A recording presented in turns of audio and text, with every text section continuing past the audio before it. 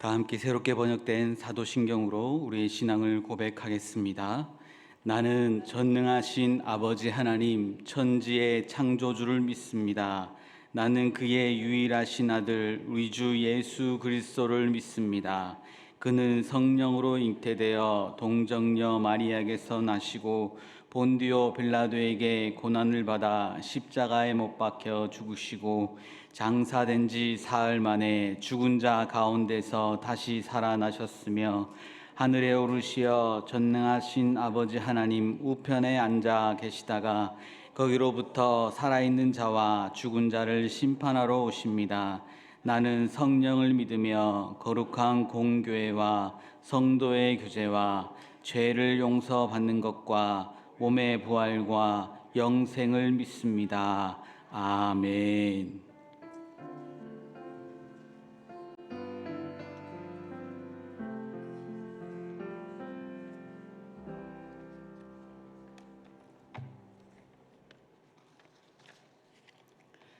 사랑의 하나님 아버지 감사합니다. 거룩하고 복된 주님의 날 저희들을 하나님 전으로 인도하셔서 우리의 입술이 주님의 은혜를 찬양할 수 있도록 하시니 참으로 감사합니다. 때를 따라 주시는 은혜로 이 시간도 충만하게 채워주시옵소서. 아버지 하나님, 저희들 주님께서 베풀어 주신 은혜와 사랑을 값없이 받고 있으면서도 감사할 줄 모르는 완악한 마음을 회개하오니 용서하여 주시옵소서. 하나님의 은혜와 사랑을 나누고 베푸는 귀한 믿음의 권속들이 다 되게 하옵소서. 길이요 진리요 생명이 되시는 주님, 주님께서 뜻이 계셔서 예수 그리스도의 참된 터 위에 아름다운 교회를 세워주셨사오니 감사합니다. 세상에서 방황하는 심령들이 교회에 나와서 죄사함을 받고 구원을 얻는 구원의 방주가 되게 하여 주시옵소서. 육신의 고통 가운데 있는 주님의 자녀들, 성령 하나님께서 이 시간 찾아가 주셔서 어루만져 주시고 위로하여 주시옵소서. 위임 목사님 영육간의 강건함을 더하셔서 능력 있게 하시며 주님의 권능 팔로 붙들어 주시옵소서. 이 시간 다니어 세우신 목사님 말씀을 선포하실 때에 저희들 말씀을 마음밭에 잘 새기게 하셔서 믿음으로 승리의 삶을 살 수 있도록 인도하여 주시옵소서. 찬양으로 예배를 돕는 에이렌의 중찬단에 찬양을 흠양하여 주시고 대원들에게 은혜와 복을 내려 주옵소서. 예배의 시종을 온전히 주님께 맡기오며 우리의 소망이 되시는 우리 주님 예수 그리스도의 이름으로 감사하며 기도드립니다. 아멘.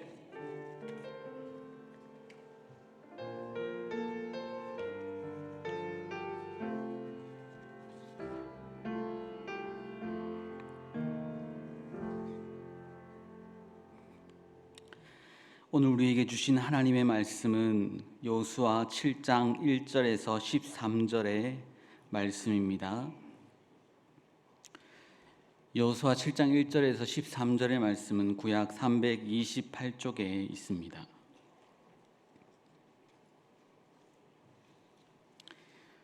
기록된 하나님의 말씀입니다. 우리 교독으로 봉독하겠습니다. 제가 먼저 읽겠습니다.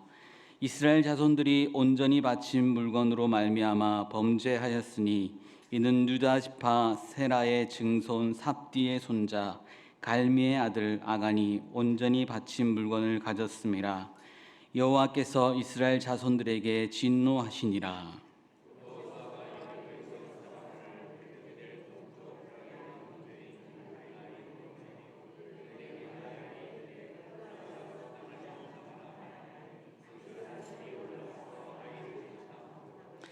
여호수아에게로 돌아와 그에게 이르되 백성을 다 올라가게 하지 말고 2-3천 명만 올라가서 아이를 치게 하소서. 그들은 소수이니 모든 백성을 그리로 보내어 수고롭게 하지 마소서 하므로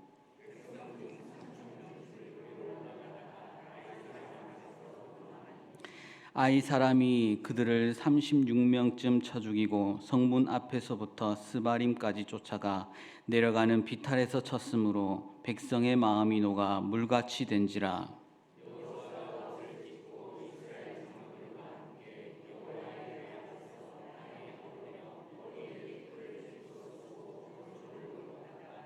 이르되 슬프도소이다. 주 여호와여, 어찌하여 이 백성을 인도하여 요단을 건너게 하시고 우리를 아모리 사람의 손에 넘겨 멸망시키려 하셨나이까. 우리가 요단 저쪽을 만족하게 여겨 거주하였다면 좋을 뻔하였나이다.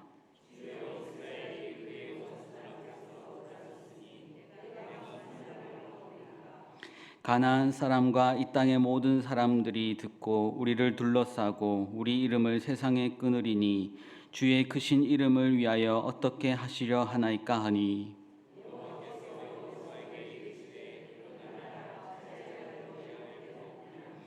이스라엘이 범죄하여 내가 그들에게 명령한 나의 언약을 어겼으며 또한 그들이 온전히 바친 물건을 가져가고 도둑질하며 속이고 그것을 그들의 물건들 가운데 두었느니라.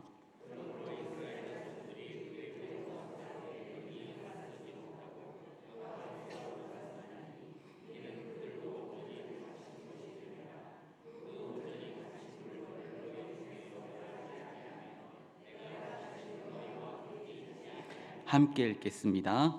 너는 일어나서 백성을 거룩하게 하여 이르기를 너희는 내일을 위하여 스스로 거룩하게 하라.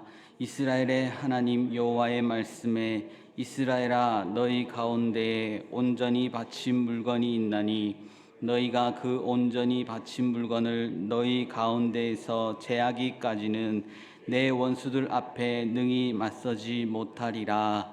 아멘.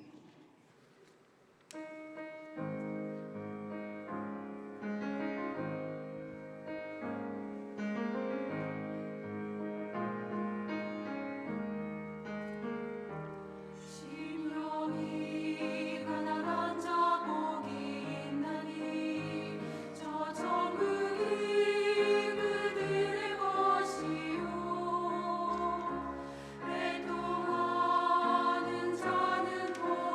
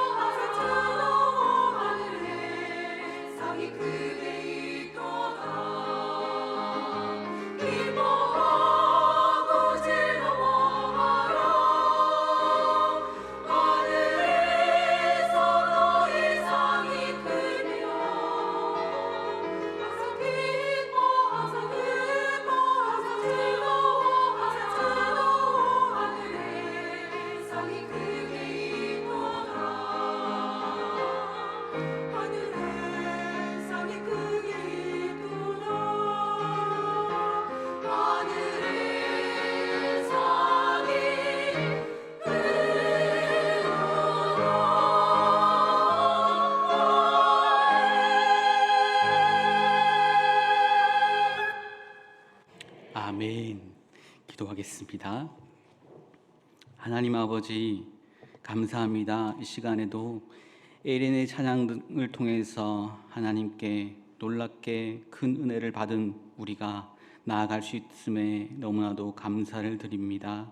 그 찬양 하나님 기쁘게 받아주시고 날마다 찬양의 삶이 되게 하시고 그 찬양으로 말미암아 힘들고 어려운 자들에게 힘과 용기를 주는 그런 찬양 되게 하나님 사용하여 주시옵소서. 이 시간 작은 예물 드립니다. 하나님 기쁘게 받으시고 더 많은 것들로 채우시고 함께 하신 하나님을 경험케 하옵소서. 이 시간 말씀 듣기 원합니다. 들을 수 있는 길을 열어 주시옵소서. 하나님의 놀라우신 그 은혜의 말씀에 우리가 다시 한번 깨어나고 깨우치고 다시 한번 회복되는 시간 되게 하옵소서.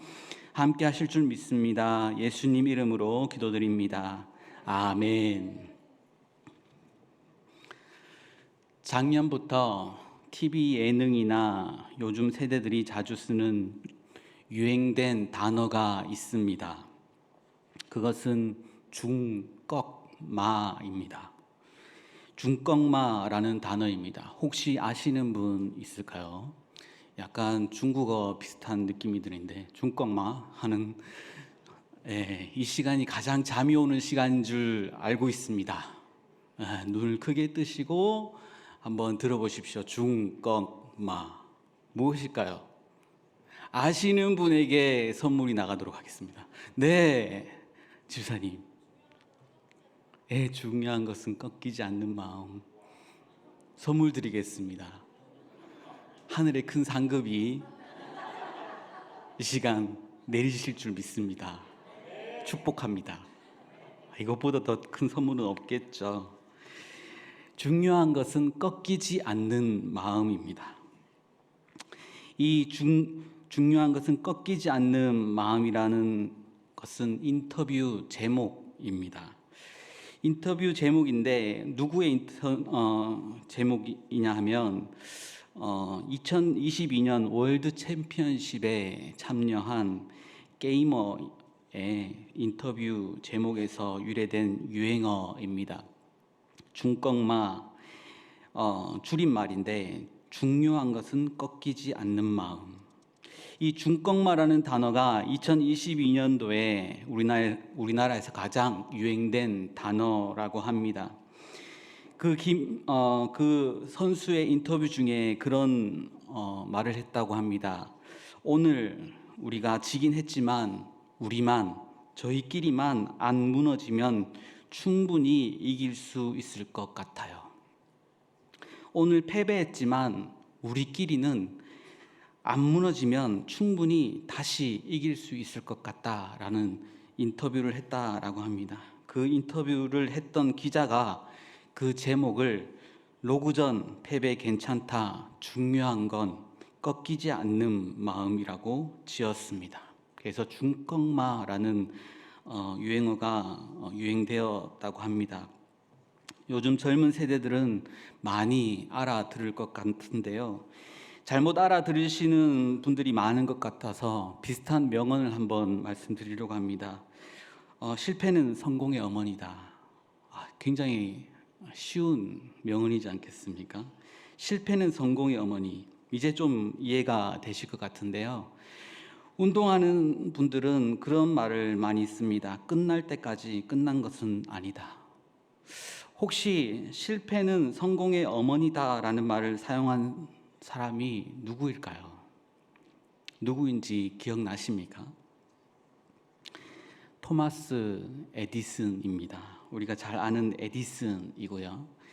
그는 전등을 만들기 위해서 1년 이상의 시간 동안 6천여 가지의 종류의 재료를 써보았고 7,000번 이상의 실패를 경험했다라고 합니다. 실패한 사람에게 실패는 성공의 어머니라는 말을 했을 때 듣는 사람에게 어떻게 들리겠습니까? 여러분, 실패 경험이 참 많지 않습니까? 그러나 실패는 성공의 어머니다라는 말을 했을 때 그다지 기분은 좋지 않을 것 같습니다. 그저 한 번에 성공하기를 바라기 때문입니다. 여러분 어떻습니까? 인생에서 승승장구의 역사가 얼마나 되십니까? 그렇습니다. 사람은 누구나 성공을 바라고 꽃길만 걷기를 바라지만 실패는 항상 과정으로 따라오게 되는 것입니다. 우린 때때로 실패하고 넘어지지만 꺾이지 않는 마음이 중요하다 생각됩니다. 하나님은 우리를 완전한 자로 만들지 않으셨고 하나님을 의지할 수밖에 없는 존재로 만드셨습니다. 오늘 내가 실수하고 잘못하고 넘어질지라도 항상 살피시는 하나님을 바라고 의지할 때에 결국에는 승리를 맛보게 하실 것입니다. 오늘 말씀은 실패의 역사입니다. 실패의 원인을 살피고 그 원인을 찾아 다시 승리하는 역사입니다. 우리도 이 세상에서 믿음의 싸움을 싸워가다 보면 상처도 입고 쓰러질 때도 있고 실패할 때도 있습니다. 이 시간 말씀을 통해서 그러한 실패 가운데서도 어떻게 극복하고 다시 일어설 수 있는 것인가 깨닫는 시간 되시기를 소망합니다. 여호수아는 모세의 뒤를 이어 이스라엘의 지도자가 되었습니다. 하나님은 여호수아를 세우시면서 내가 너와 함께 하겠다. 내가 너와 함께 하여 승리를 약속하셨습니다. 그럼에도 불구하고 오늘 말씀 7장의 말씀은 실패를 경험하게 하셨다라는 것입니다. 이 실패의 경험 이전에 여리고성을 점령한 역사가 있었습니다. 견고했고 무너지지 않을 것만 같았던 여리고성을 함락한 뒤 이스라엘의 사기는 승천하였습니다. 이제 그들 앞에 두려울 것이 없을 것 같았습니다. 그러나 여리고성 함락의 감격이 사라지기도 전에 이스라엘은 아이성 전쟁에서 패배하게 된 것입니다. 아이성은 여리고성과 비교할 때에 볼품이 없고 작은 초라한 성이었습니다. 그래도 어떻습니까? 신중했어야 하는 것입니다. 여호수아는 그래도 신중했습니다. 여호수아는 사람을 선발하여 아이성을 정탐하였습니다. 잘한 선택입니다. 준비하는 차원에서 그들의 행동이 잘못된 것은 없었습니다. 그런데 이스라엘은 아이성의 전투에서 패배했습니다. 제대로 싸워보지도 못하고 아이성 전투에서 대패했다라는 것입니다. 위기의 상황에 닥쳤습니다. 여호수아 7장 4절에서 5절의 말씀을 함께 보겠습니다. 여호수아 7장 4절에서 5절 말씀 함께 읽겠습니다. 백성 중 3,000명쯤 그리로 올라갔다가 아이 사람 앞에서 도망하니 아이 사람이 그들을 36명쯤 쳐 죽이고 성문 앞에서부터 스바림까지 쫓아가 내려가는 비탄에서 쳤으므로 백성의 마음이 녹아 물같이 된지라. 아이성의 전투에서 패배한 이스라엘 백성들의 충격이 얼마나 심했는지 마음이 녹아 물같이 되었다라고 합니다. 전혀 예상하지 못한 결과로 이스라엘의 사기가 곤두박질 쳤다라는 것입니다. 아이성은 여리고성에 비하면 초락이 그지없는 작은 성입니다. 아이라는 말이 그 말의 뉘앙스처럼 아주 작은 꼬마 성에 불과했다라는 것입니다. 그런데 그들은 아이성의 전투에서 완패했습니다. 모든 실패의 원인이 있듯이 아이성 전투의 원인을 한번 발견해야 되는 것입니다. 본문을 읽어보면 여러 가지 패배의 원인이 발견되고 있습니다. 우리는 그 패배의 원인과 함께 해결책도 찾아야 하는 것입니다. 그래야 더 이상 이런 실패를 경험하지 않을 수 있기 때문입니다. 실패 원인의 첫 번째는 교만한 생각입니다. 아이성 주민은 약 12,000명이라고 합니다.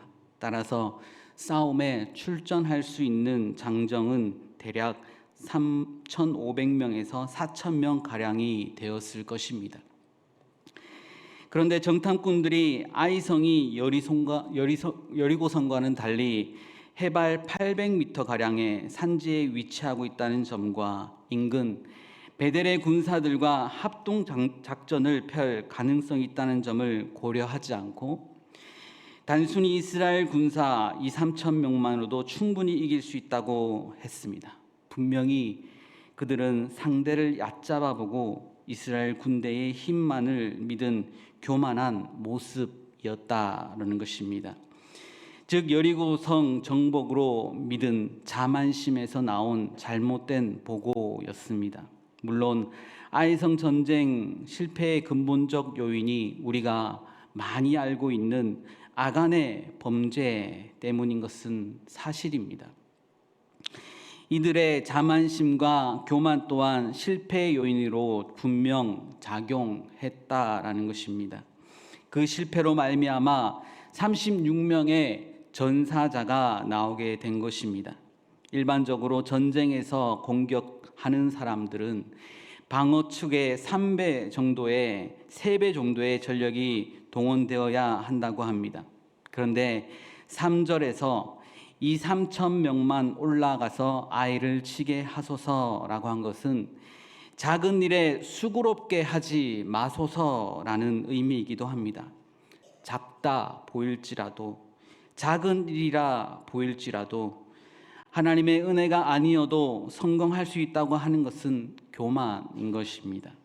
하나님 없이도 내가 해낼 수 있다고 생각했기에 사울은 패배했습니다. 그리고 버림까지 받았습니다. 그러므로 하나님은 사람이 앞서 가는 것을 교만함으로 보십니다. 잠언 16장 18절에 교만은 패망의 선봉이라 했습니다.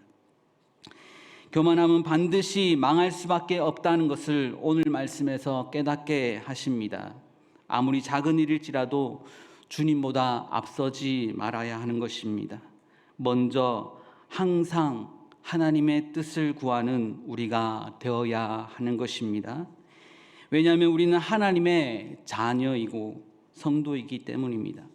믿는 자들의 전쟁은 하나님께 속한 것이고 영적인 전쟁이기 때문입니다. 어떤 어려움도 하나님 없이는 할 수 없다는 것을 기억해야 하는 것입니다. 먼저 하나님의 도우심을 구할 수 있는 저와 여러분 되시기를 소망합니다. 두 번째 요인은 탐욕의 마음입니다. 여호수아 7장 1절 말씀입니다. 우리 함께 읽겠습니다. 7장 1절 말씀입니다. 이스라엘 자손들이 온전히 바친 물건으로 말미암아 범죄하였으니 이는 유다 지파 세라의 증손 삽디의 손자 갈미의 아들 아간이 온전히 바친 물건을 가졌음이라. 여호와께서 이스라엘 자손들에게 진노하시니라. 아멘. 여리고 함락 시에 그 어떤 전리품도 취하지 말라고 하나님께서 분명히 명령하셨습니다. 그러나 유다 지파의 아간이란 지도자가 일부를 보고 탐내어 가졌다라는 것입니다. 그의 탐욕으로 인해 하나님이 진노하신 것입니다. 탐욕은 보는 것으로부터 시작합니다. 아담과 하와의 범죄도 선악과를 봄으로써 다윗도 밧세바를 봄으로써 탐욕을 갖고 죄를 짓게 되었습니다. 따라서 우리가 무엇을 보느냐가 중요한 것입니다. 하나님께서 아간의 범죄를 크게 다루신 것은 아간이 하나님의 영광을 가로챘기 때문입니다. 전리품을 취하지 말라고 명령하신 것은 여리고의 함락이 이스라엘이 한 것이 아니라 하나님이 하신 것이다. 여호와 하나님이 하신 것을 분명히 하신 것입니다. 여호수아 10장 42절 말씀에 여호와께서 이스라엘을 위하여 싸우셨으므로 하셨습니다. 다행인 것은 아간은 자신이 가졌던 것을 숨기지 않고 고백하였습니다. 여호수아 7장 21절 말씀 제가 읽어드리겠습니다. 내가 노력한 물건 중에 시날산의 아름다운 외투 한 벌과 은 200세겔과 그 무게가 50세겔 되는 금덩이 하나를 보고 탐내어 가졌나이다. 보소서 이제 그 물건들을 내 장막 가운데 땅속에 감추었는데 은은 그 밑에 있나이다 하더라. 탐욕의 죄는 하나님과 이스라엘 백성과의 분리를 가져왔습니다. 탐욕의 죄는 공동체의 분열을 초래하게 하는 것입니다. 탐욕의 죄는 이스라엘 백성의 마음에 두려움을 가져왔습니다. 탐욕의 죄는 하나님의 백성에게 수치를 가져왔던 것입니다. 이스라엘은 혈연 공동체가 아니라 하나님의 말씀으로 맺어진 언약의 공동체였기 때문에 한 개인의 죄가 모든 공동체의 죄가 되었습니다. 고린도전서 12장 26절에서 27절 말씀에 너희는 그리스도의 몸이요 지체의 각 부분이라 했습니다. 나 한 사람의 범죄가 공동체 모두의 범죄가 될 수 있다라는 것입니다. 성도 한 사람의 범죄는 교회 모두에게 영향을 미칠 수 있습니다. 오늘 말씀에서 아간이란 이름만 소개한 것이 아니라 유다 지파 세라의 증손 삽디의 손자 갈미의 아들 아간이라고 소개하고 있습니다. 여러분 유다 지파 유명하죠? 유다 지파 하면 누가 생각나십니까? 저희 성경 개관 반 학생들은 잘 알고 있을 것입니다. 다윗이 생각날 것입니다. 다윗의 계보 안에 그 밑에 쭉 내려가면 마지막에 예수님이 나오지 않습니까? 그만큼 유다 지파는 이스라엘을 대표하는 지파라는 것입니다. 그가 제비뽑기로 뽑혔다고 했을 때 그 한 사람뿐만 아니라 이스라엘 백성들의 다수가 범죄했을 가능성을 가지고 있습니다. 아간은 유다 지파의 지도자격의 사람입니다. 그는 많은 범죄자들 중에 한 사람이라고 할 수 있습니다. 욕심은 누구에게나 생길 수 있습니다. 그러나 누군가가 탐욕으로 범죄하여 넘어지면 비판하고 정죄하기 바쁜 것이 세상입니다. 그러나 신앙을 가진 저와 여러분은 어떠하시겠습니까? 비판하고 정죄하고 내치시겠습니까? 이스라엘이 아간을 제거한 것처럼 저와 여러분은 우리 속에 내 속에 탐욕의 아간이 있는지 살펴야 하는 것입니다. 그리고 아간을 제거해야 하는 것입니다. 하나님의 사람의 성공과 실패는 부와 명예에 달린 것이 아니고 진정한 성공은 하나님이 어떤 분이신지를 깨닫고 내가 그분을 경험하며 그분의 사랑을 느끼며 살아가는 것인 줄 믿습니다. 이제 실패의 원인을 알았습니다. 그것에 대한 해결책은 무엇입니까?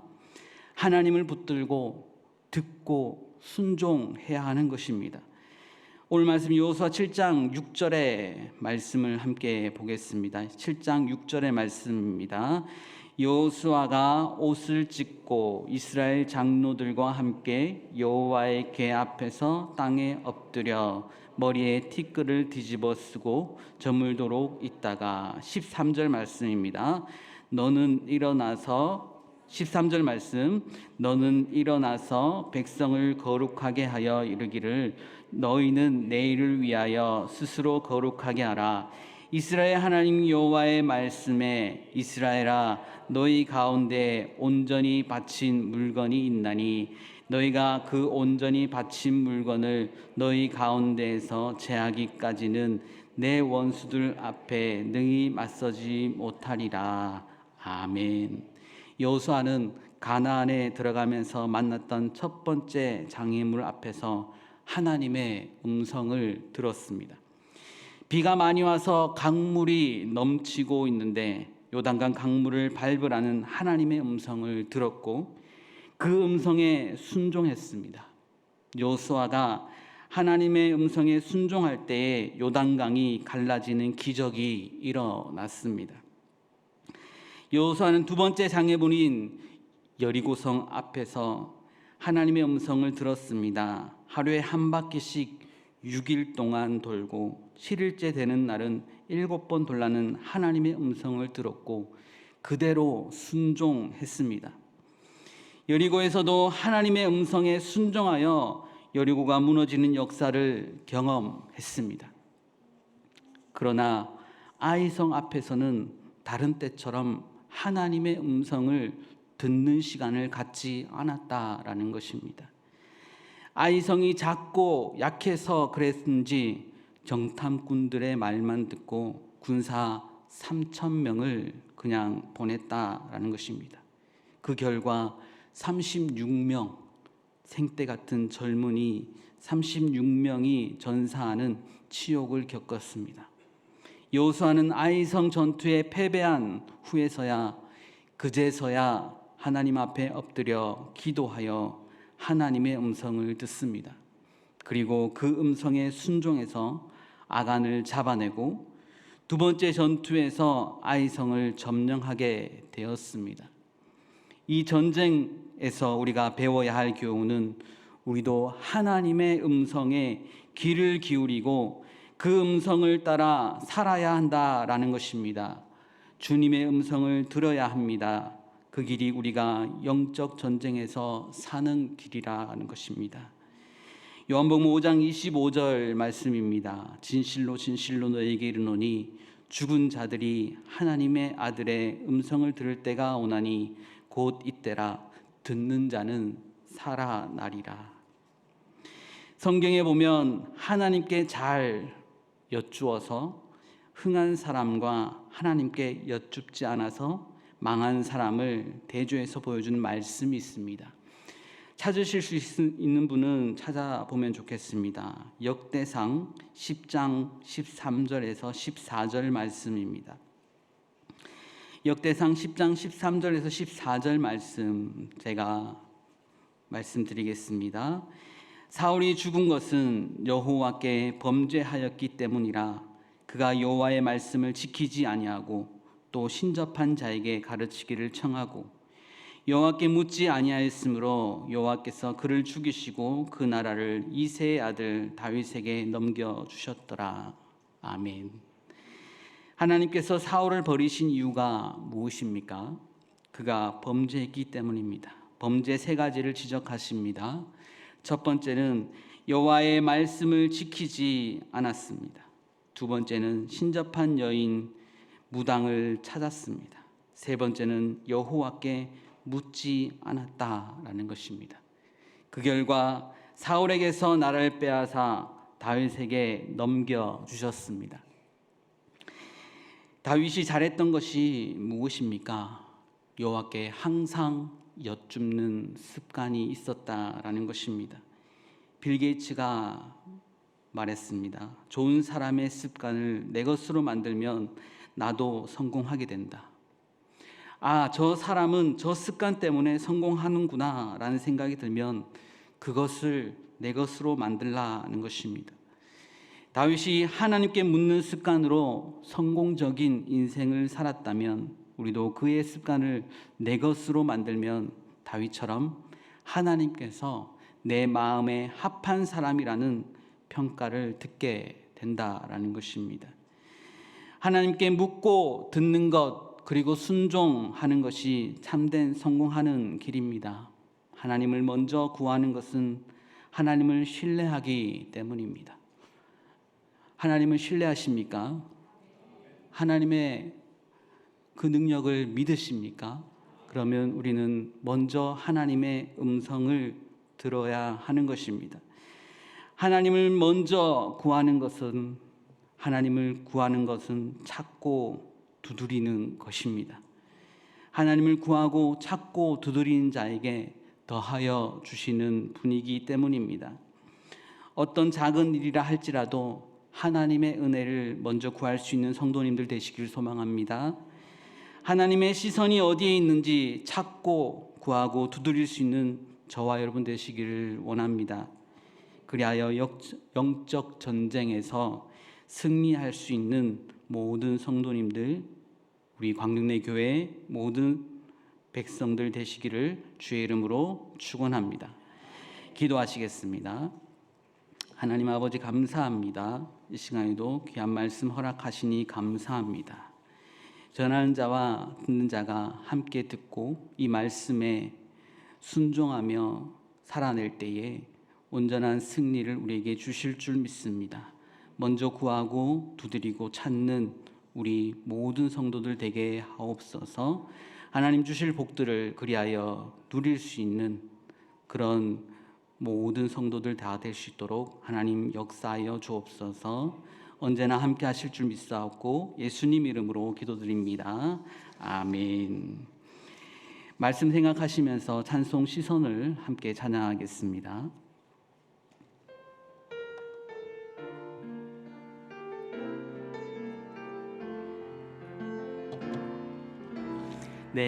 내게로부터 눈을 들어 주를 보기 시작할 때 주의 일을 보겠네. 내 작은 마음 돌이키사 하늘의 꿈꾸게 하네. 주님을 볼 때 내게로부터 눈을 들어 내게로부터 눈을 들어 주를 보기 시작할 때 주의 일을 보겠네. 내 작은 마음 돌이키사 하늘에 꿈꾸게 하네. 주님을 볼 때 모든 시선을 주님께 드리고 살아계신 하나님을 느낄 때 내 삶은 주의 역사가 되고 하나님이 일하기 시작하네. 성령이 나를 변화시켜 모든 두려움 사라질 때 주의 일을 보겠네. 황폐한 땅 한가운데서 주님 마음 알게 되리. 주님을 볼 때 모든 시선을 주님께 드리고 살아계신 하나님을 느낄 때 내 삶은 주의 역사가 되고 하나님이 일하기 시작하네. 모든 시선을 주님께 드리고 살아계신 하나님을 느낄 때 내 삶은 주의 역사가 되고 하나님이 일하기 시작하네. 아멘. 교회 소식을 알려드리겠습니다. 교회 창립 117주년 기념 부흥사경회가 있습니다. 10월 1일부터 3일까지인데 많은 기도로 준비하면 좋겠습니다. 나머지는 주보를 참고하시면 되겠습니다. 축도하겠습니다. 지금은 우리 구주 예수 그리스도의 은혜와 하나님의 사랑과 성령님의 감화 감동 역사하심이 주신 말씀 의지하여 자기의 영광을 구하지 않고 오직 하나님의 말씀에 순종하여 하나님 기뻐하시는 승리자 되기를 원하는 모든 주의 백성들과 교회 위에 영원히 함께하여 주시기를 간절히 축원하옵나이다. 아멘.